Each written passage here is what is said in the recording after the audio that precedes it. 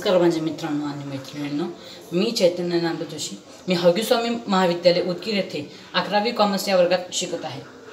सर्वप्रथम मी या स्पर्धेचे संयोजन करणारे संयोजक व या स्पर्धेचे परीक्षण करणारे सुज्ञ परीक्षक यांना सर्वप्रथम नमन करतो व मी माझ्या उत्तम प्रशासक महात्मा बसवेश्वर या विषयावर माझे 2 शब्द आपल्यासमोर मांडतो. सर्वप्रथम मित्रांनो, आपल्याला एक उत्तम प्रशासन म्हणजे काय हे समजून घेणे अत्यंत आवश्यक आहे.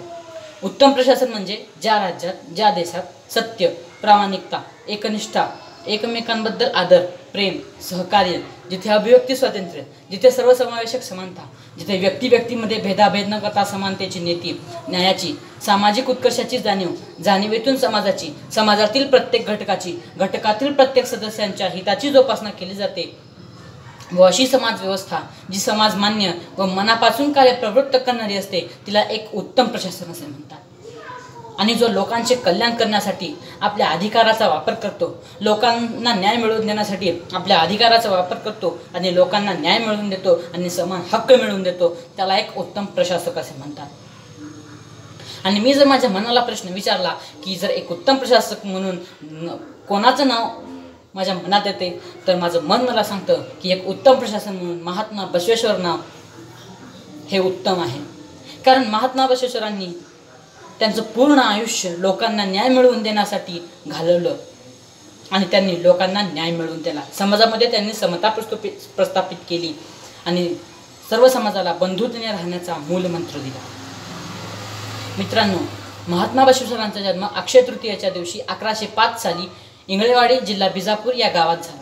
लहानपणापासूनच महात्मा बसवेश्वर हे प्रशासकीय विचाराचे होते. ज्यावेळी त्यांच्यावर मुंज करण्याची वेळ आली तेव्हा ते म्हणाले, त्यांनी समाजासमोर एक प्रश्न उपस्थित केला की या मुंजीमधून फक्त मुलांचा दर्जा समाजामध्ये का उंचवायचा आणि मुलींचा का उंचवायचा नाही, हा समानतेचा विचार त्यांच्या डोक्यात लहानपणीच होता.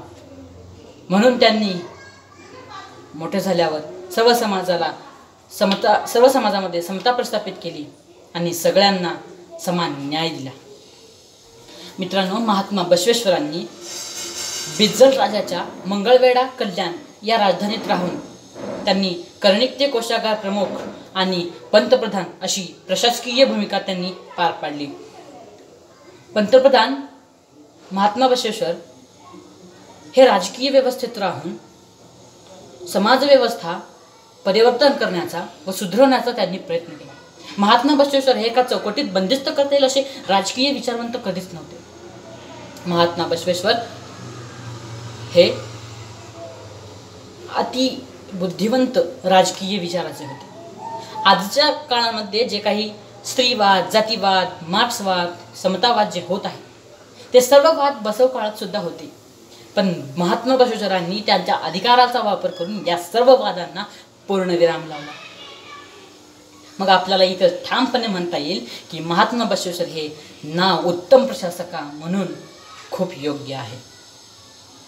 एका प्रशासकाचे काम असते मित्रांनो की आपल्या समाजामध्ये समता प्रस्थापित करणे. पण आजच्या सरकारमधील आपल्या सरकारमधील आजचे प्रशासक काय करत आहेत? समानता प्रस्थापित करण्याचं ते काम करत नाही.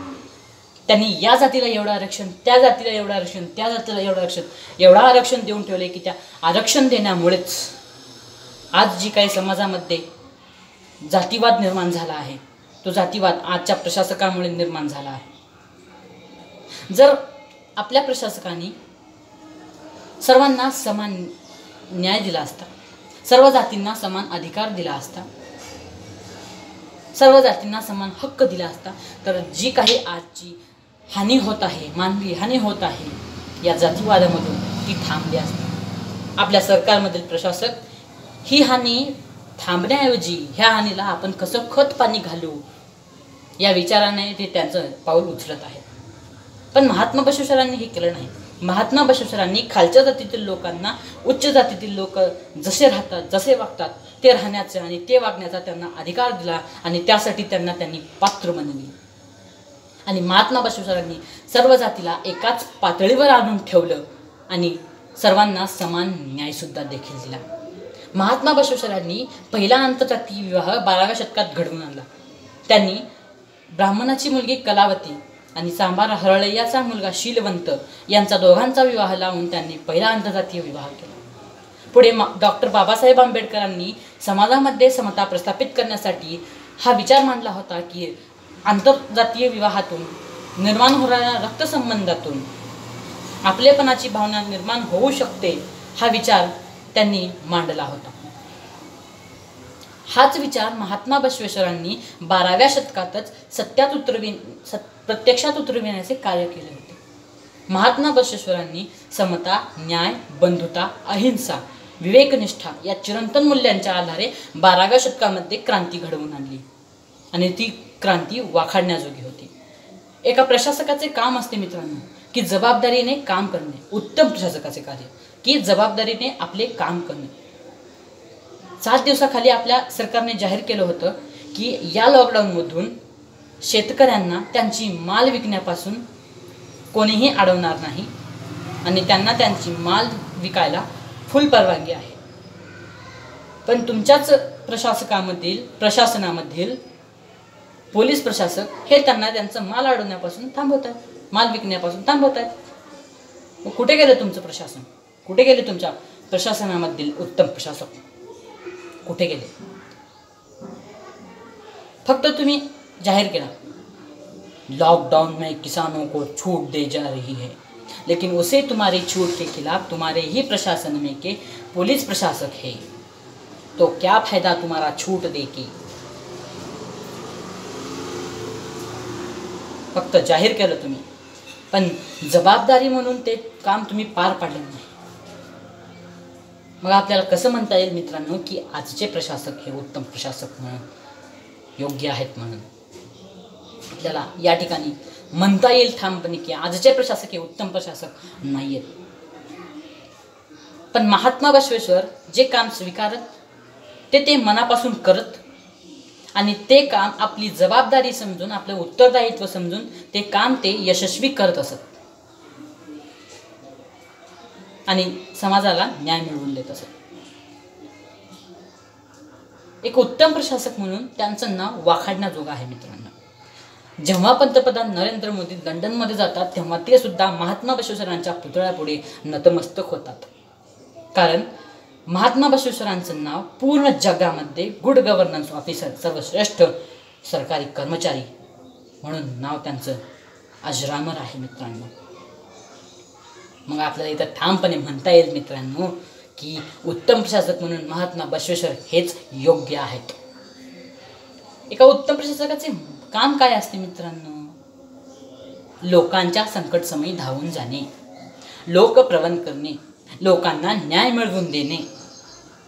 आणि मी तर ठामपणे म्हणतो की एका उत्तम प्रशासकाची व्याख्या हीच आहे: लोकप्रवण करणे, लोकांच्या समस्या समजून घेणे, लोकांच्या संकटसमयी धावून जाणारा खरा प्रशासक तोच असतो जो लोकांच्या संकटसमयी धावून जातो.